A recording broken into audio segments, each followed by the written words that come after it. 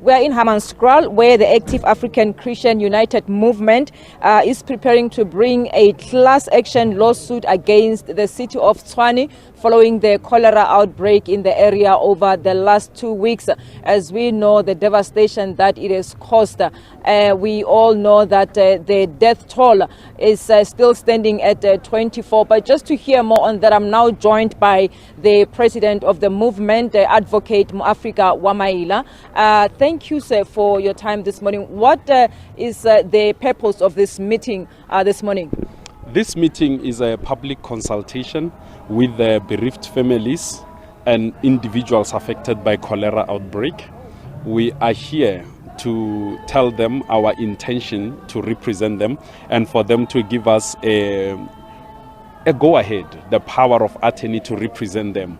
So that's why we have called this meeting today. Yes. We are still here and we understand that 24 people have so far lost their lives. Is this the picture on the ground? According to media, you say 24, but we have more lives because they only count people who passed on at Jubilee Hospital. Temba Clinic is never counted. We have 3 people. And also, Kanana Clinic has got more people who are not counted. Then these are the big numbers that we are still waiting for them to see them coming in, because Hammanskraal water provides to more than 1,006 million community members. So there are more people who passed on. They only count Kanana, they don't count Lepeng, they don't count Majaneng, Hammanskraal, other neighboring villages from the central one, which is Kanana.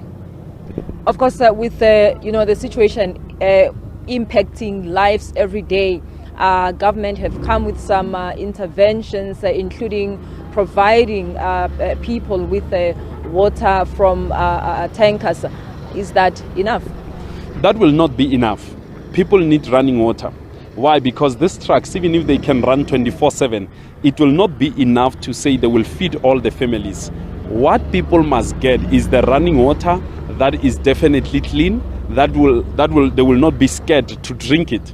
But currently, the issue of trucks, the issue of the water that is coming from Rooiwal sewer, it's just not adding up, because this is the same water that in 2004, 2016, they were complaining about.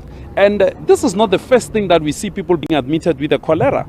It has been happening over and over. In the past, they were calling it E. coli. Even this outbreak of cholera, they didn't want to call it cholera. They were calling it with a different name. But we ended up insisting that there's a cholera. It meets all the requirements to be named a cholera. We then achieved them to call it a cholera. So in essence, we need water from the taps. People need water from the taps that is clean. That's all they want. Yes. And just going back to the issue of the legal action, which people will you be representing? Are you talking about bereaved families, or who are you actually going to be representing? Everyone who is affected. Number one, the bereaved families. Many of them are here. Number two, we are talking about those who have been admitted, but they never died. Though they will have more complications after that, because one ailment can cause another. They have health expenses that they must undergo. Those are people we have called to say, come, let's engage this issue, let's take it forward, let justice be served for the poor. We're going to be representing the poor of Hammanskraal who cannot afford the legal services. Because we understand full well that to sue the government is quite cumbersome and expensive. And people of Hammanskraal can't afford that. The justice to be served, somebody has to stand up for them. And at this point, it has to be Active African Christian United Movement that fights for the people. And we understand that the president, accompanied by some ministers, will be visiting the area today. Are you confident that his presence here perhaps will, bring forth some, changes or positive results? The president is grandstanding. President Cyril Ramaphosa is grandstanding because he could have been here earlier. People died for past 3 weeks. People have been dying. He only comes now after 3 weeks. And these people are people who voted for him. He is the president of the Republic of South Africa. The president of South Africa, the premier, the mayor, they have not been coming to their constituencies. They are far from the people. They sent delegations. We never voted for minister. He's the one who appointed the minister. We wanted him to come and speak. Life has been lost. And everybody has a right to life, according to Section 11 of the Constitution of Republic of South Africa, Act 108 of 1996. People have lost lives. The right to life has been infringed upon. The president must come in to apologize to the people and provide a way forward.